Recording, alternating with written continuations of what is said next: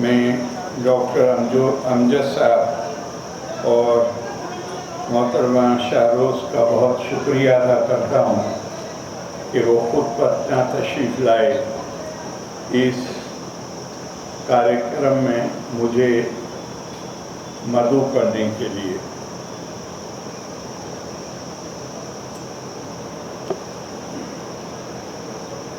हमारा संविधान दस्तूर,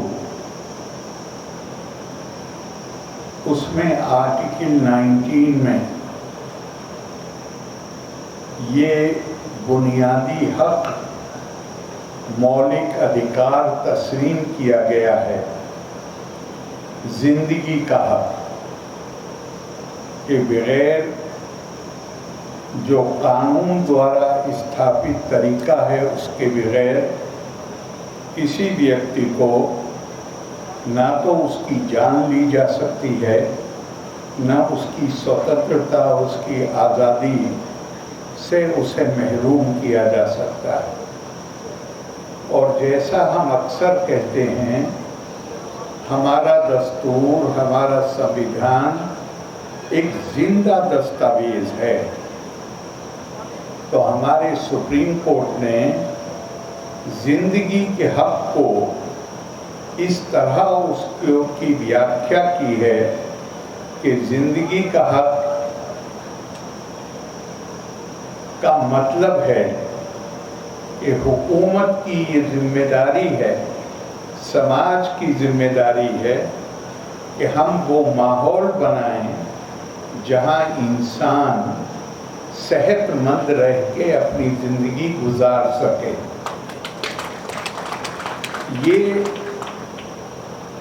ये दस्तूरी हक है, संवैधानिक अधिकार है, मौलिक अधिकार है। और उसमें मेरा ये मानना है कि जिन लोगों ने चिकित्सा की, मेडिकल की, तिब की तालीम ली है, उनके ऊपर खास जिम्मेदारी आती है।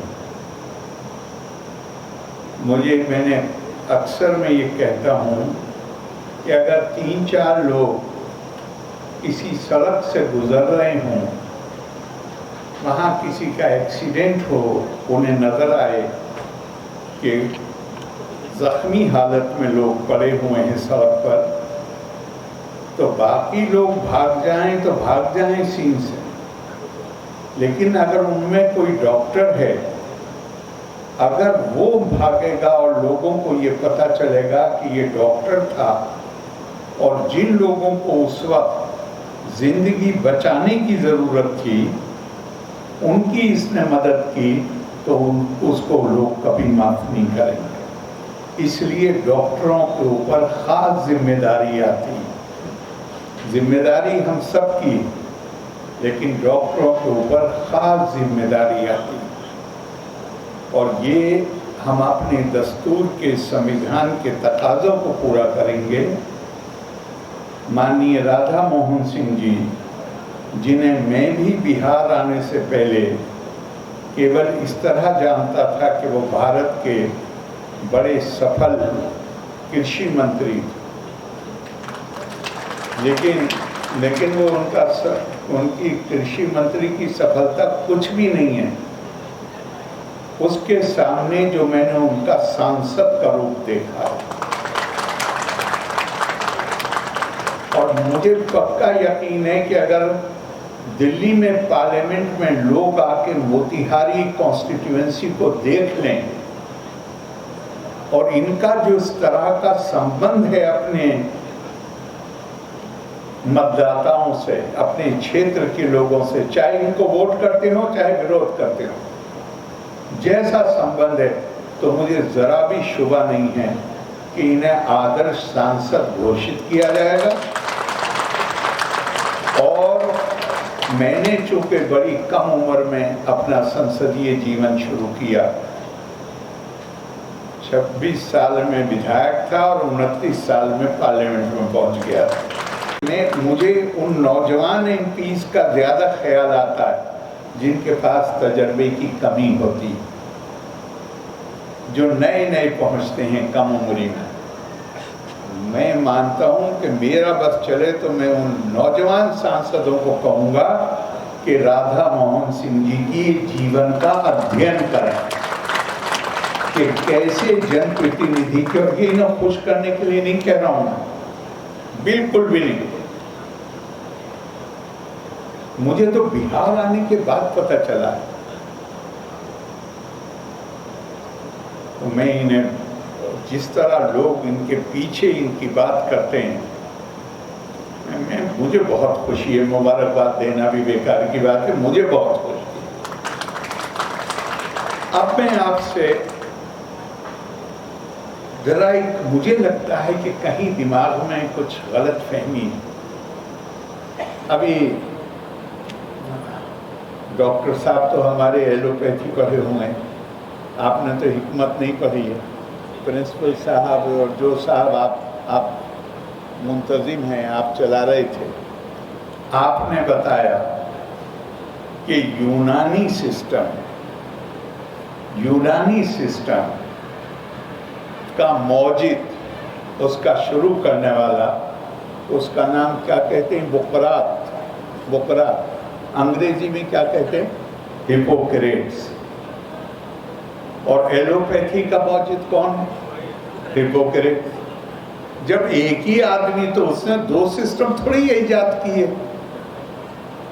وہ تہذیب جب انسان نے مہذب ہونا شروع کیا تو اس نے اس ضرورت کو محسوس کیا کہ زندگی، جو ہمارا کانسٹیٹیوشن کہتا ہے کہ زندگی کا حق کا مطلب یہ نہیں ہے کہ میں زندہ ہوں.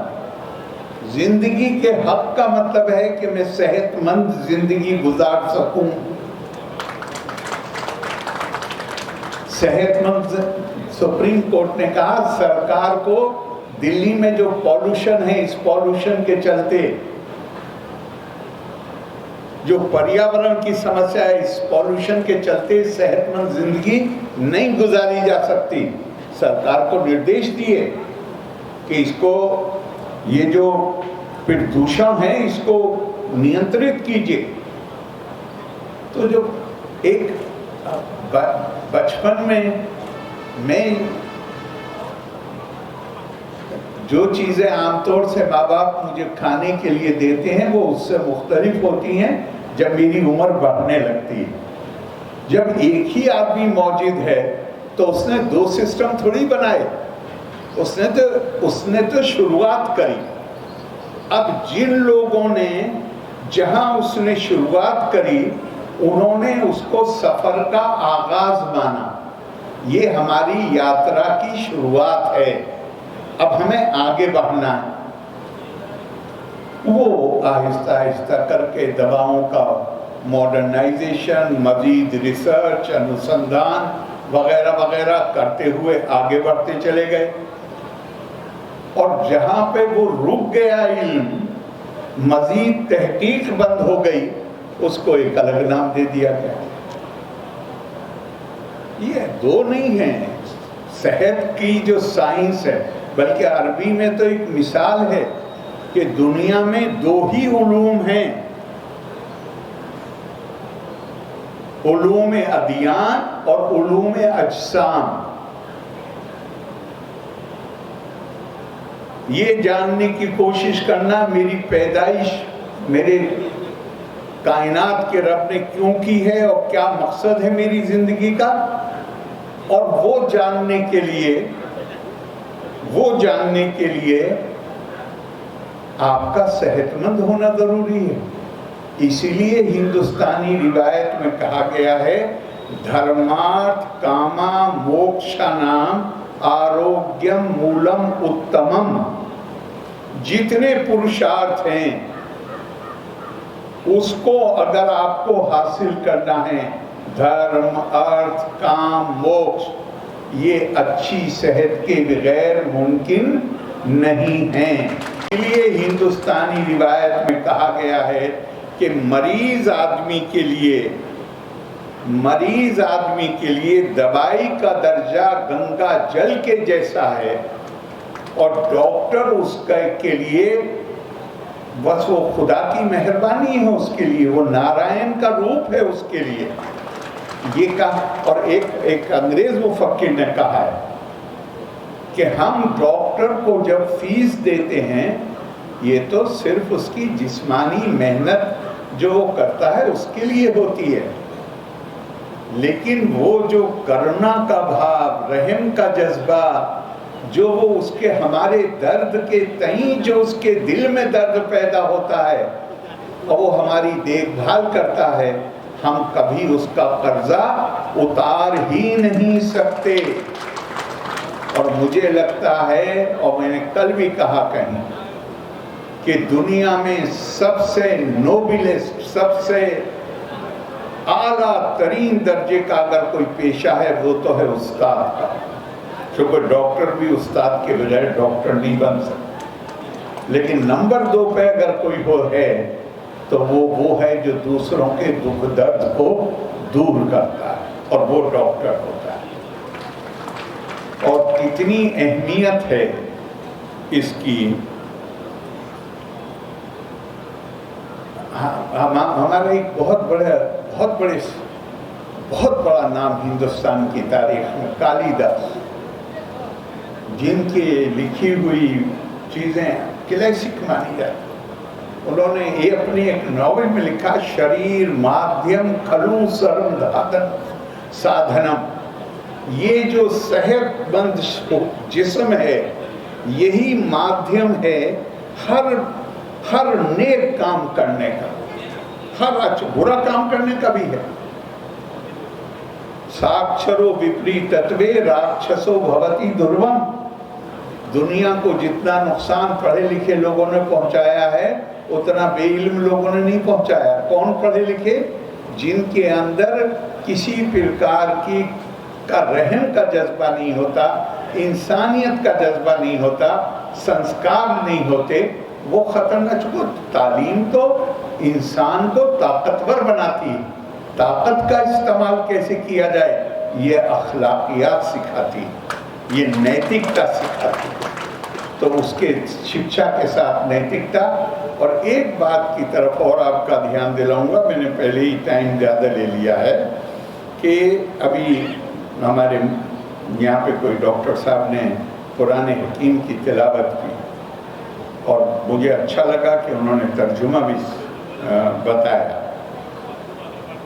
اب وہاں پر بھی سارا زور علم پہ ہے، علم القرآن، قرآن صرف اس کتاب کو نہیں کہا گیا ہے جو عقیدہ ہے ہمارا، عربی میں قرآن کتاب کو کہتے ہیں، اسی لیے کار نبوت میں داخل ہے، وَيُعَلِّمُهُمُ الْكِتَابَ وَالْحِكْمَةَ وَيُزَكِّيهِمْ، کتاب اور حکمت کی تعلیم دینا اور لوگوں کو مجزکا، پاک پوتر بنانا۔ پاک پوتر کیسے بنانا؟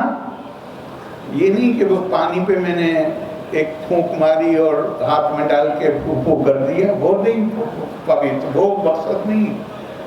علم اور حکمت کے نتیجے میں انسان کے اندر یہ صلاحیت پیدا ہوتی ہے کہ وہ صرف کالے اور سفید میں نہیں بلکہ سفید کی بھی مختلف جو شیڈز ہیں ان کو بھی سمجھ سکے، کالے کی جو ڈفرینٹ شیڈز ہیں ان کو بھی سمجھ سکے۔ جہاں اس کے اندر یہ سمجھ آتی ہے کہ قانونی اور اخلاقی اعتبار سے جائز کئی طریقے ہیں، جہاں وہ اس طریقے کا استعمال کرتا ہے جہاں صرف اس کا فائدہ نہیں ہوتا بلکہ وہ سماج کے لیے فائدے مند ہو۔ وَأَمَّا مَا يَنْفَعُ النَّاسَ فَيَمْكُثُ فِي الْأَرْضِ، اللہ کا وعدہ ہے، زمین میں ہم اس کو زندہ رکھتے ہیں جو انسانوں کو فائدہ پہنچانے والا ہوتا ہے۔ یہ نہیں کہا ہے کہ جو مسلمانوں کو فائدہ پہنچائے، کہا انسانوں کو جو فائدہ پہنچانے والا ہوتا ہے اس کو ہم زندہ۔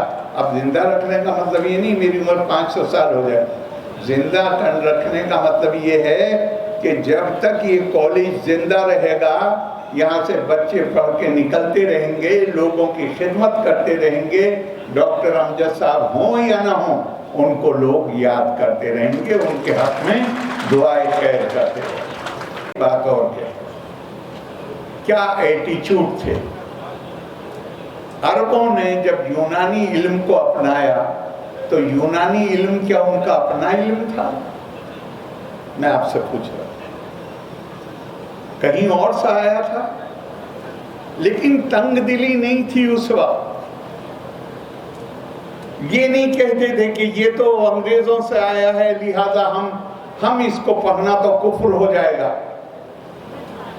بعد میں ہمارے رویے کچھ اور ہی ہو گئے، ہم نے کہا انگریزی پڑھنا بھی کفر ہے، کوئی دوسرا علم پڑھنا کفر ہے۔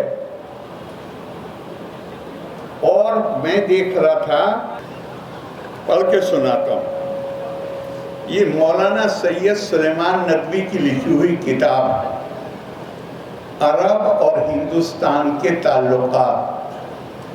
میں اپنے الفاظ نہیں استعمال کر رہا ہوں، میں ان کے الفاظ استعمال کر رہا ہوں، اور جس واقعے کی روایت کا انہوں نے ریفرنس دیا ہے وہ بھی میرے پاس ہے، اگر کوئی صاحب چاہیں گے تو وہ بھی میں دکھا دوں گا۔ انہوں نے کہا ہے کہ صحابہ کے زمانے میں، یعنی پہلی صدی ہجری یا 7ویں صدی عیسوی میں، جاٹ ہمارے ہاں کی ایک کمیونٹی ہے، بہار میں تو نہیں ہوتے ہیں لیکن یو پی سے لے کے مدھیہ پردیش میں بھی ہیں، یو پی سے لے کے اور ہریانہ، پنجاب، سندھ، پاکستانی پنجاب، پاکستان میں جو لوگ اپنے آپ کو چودھری لکھتے ہیں وہ بھی زیادہ تر جاٹ ہیں، تو ان کے آباد ہونے کی بات ہے۔ اب وہ لکھتے ہیں دوسرے پیرے میں، مگر ایک نہایت مستند ادھیکارک ذریعے سے اس زمانے میں ان ہندوستانیوں کے ایک علمی کارنامے کا نشان بھی ملتا ہے، ہندوستانیوں کے علمی کارنامے کا۔ ان کے پاس جو گیان تھا جس کو دیکھ کر حضور صلی اللہ علیہ وسلم نے فرمایا اجیدو ریح العلم من بلاد الہند، میں ہندوستان کی سرزمین سے گیان کی شیتل ہوا کے جھونکے آتے ہوئے محسوس کر رہا ہوں۔ علامہ اقبال نے اسی کو کہا، میرے عرب کو آئی ٹھنڈی ہوا جہاں سے۔ تو اس کی بات کرتے ہوئے سلیمان ندوی صاحب لکھتے ہیں کہ ان کے ایک علمی کارنامے کا نشان بھی ملتا ہے۔ امام بخاری المتوفی، یعنی ان کی مٹی ہوئی ہے 256 ہجری میں، انہوں نے اپنی کتاب الادب المفرد میں صحابہ کے زمانے کا ایک واقعہ لکھا ہے کہ ایک دفعہ ام المومنین حضرت عائشہ بیمار پڑیں تو ان کے بھتیجوں نے ایک ہندوستانی طبیب کو ان کے علاج کے لیے بلایا۔ یہ امام بخاری نے لکھا ہے کہ ہندوستانی ڈاکٹر کو بلایا گیا ان کے علاج کے لیے۔ تنگ نظری کے لیے کوئی جگہ نہیں،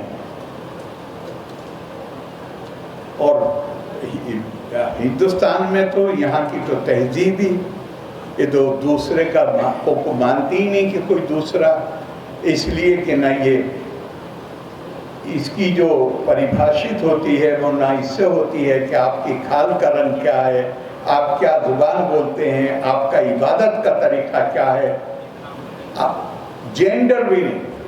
یہ تو کہتے ہیں کہ آتما اہم برہما اسمی تتوامسی پرگیانم برہما اہم آتما برہما۔ تو یہاں تو مطلب میں یہ نہیں کہہ رہا ہوں کہ ہم لوگ اس پہ عمل کرتے ہیں، نہیں، ہم خود بھولے ہوئے ہیں۔